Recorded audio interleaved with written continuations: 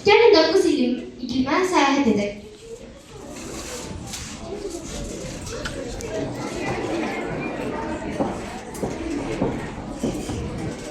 Məkan bir səyahət edəcəyik. Bu səyahət bizi yer kürəsinin müxtəlif köşələrinə, fərqli iqlim qoşarlarına aparacaq. Hər bir iqlim özünə məxsus təbiəti, bitki örtüyü, heyvanları və insanların yaşayış tərzi ilə seçilir. Bəzən isti tropik meşələrdə yağış damlaları təşkil edəcək, bəzən Tehranın yandırıcı günəşin altında dayanacaq, bəzən isə buzlarla örtülü qütblər səyahət edəcək. Bu səhnə sizə yalnız coğrafyanı öyrətməyəcək, həm də bir iqlimin içində yaşayan insanı öz dilindən onun həyatını hiss edəcəksiniz. İndi isə gəlin 9 iqlimə səyahət başlasın.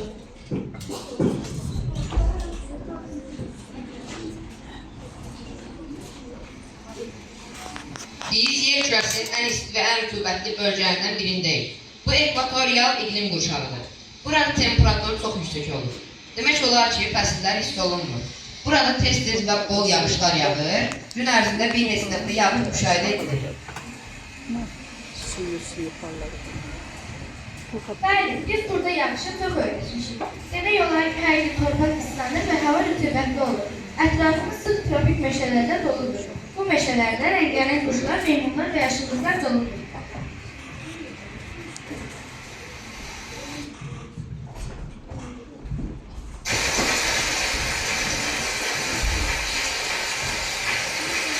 Bu iqlim qurşağında temperatur yenə yüksəkdir. Lakin burada yağışlar müəyyən mövsümlərdə yağır. Yay aylarında güclü yağışlar, qışda isə quraqlar müşahidə olunur.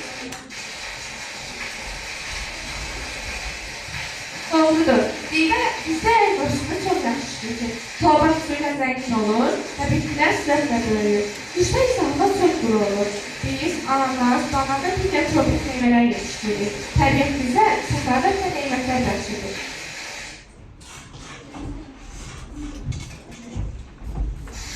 Bu iqlim muz fönçüləşləri altında formalaşır.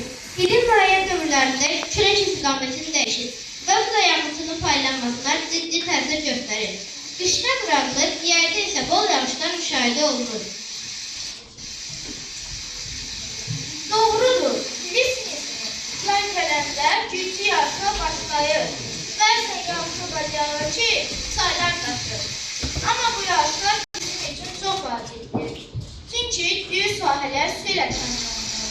Qışda isə hava sərt və sulu çəkilir. Su olmasa düz olmaz.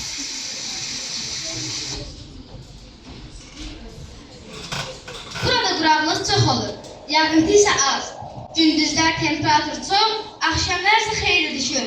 Burada nəfəs almaq mümkünsüzdür, hava yoxdur. Bəli, düz deyirsən, burada yaşamaq çox çətindir. Su bizim üçün ən dəyərli nemətdir. Biz onu qənaətlə istifadə edirik. Qabağımız qum və təpələrlə örtüldür. Oy, nə istidir, bir dənə kondisioner olardı.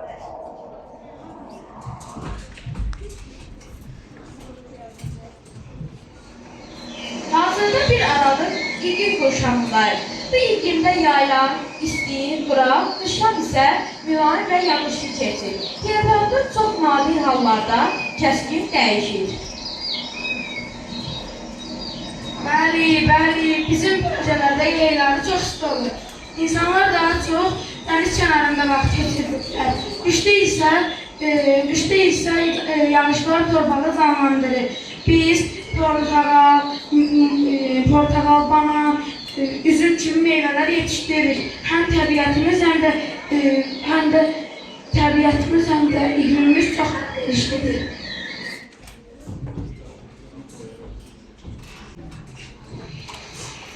Bu iqlim çağında ilin 4 fəsli ayrı şəkildə hiss olunur. Yazda isti, qışda isə nisbətən mülayim keçir. Bizim bölgədə təbiət çox rəngarəngdir. Yazda hər yer yaşıllaşır, yayda məhsullar yetişir, payızda yarpaqlar saralır, qışda isə qar yağır. Kənd təsərrüfatı bu sahədə inkişaf edib və insanlar təbiətli sıxalarda yaşayır. Bu iqlimdə qışlar uzun və sərt, yay isə qısa və sərin keçir. Ay aman, hava nə soyuqdur. Biz soyuğa öyrəşmişik. Qar və buz həyatımızın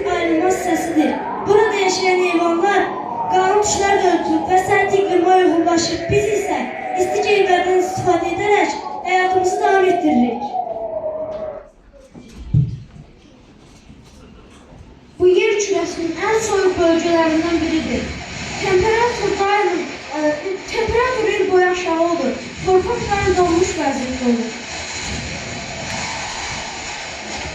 Bəzən günəş uzun müddət görünmür. Amma buna baxmayaraq biz bu mühitə uyğunlaşmışıq.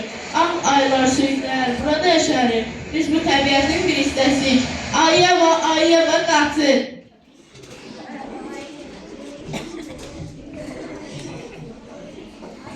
Dağlıq ərazilərdə yüksəklik artdıqca temperatur azalır. Hava şəraiti tez-tez dəyişir. Biz dağlarda yaşayırıq. Hava bəzən qəfil dəyişir. Günəşli hava birdən buludlu və yağışlı ola bilər. Amma burada təmiz hava, saf su və möhtəşəm mənzərə var. Gəlin planetimizi sevək, qoruyaq və gələcək nəsillərə ötürək.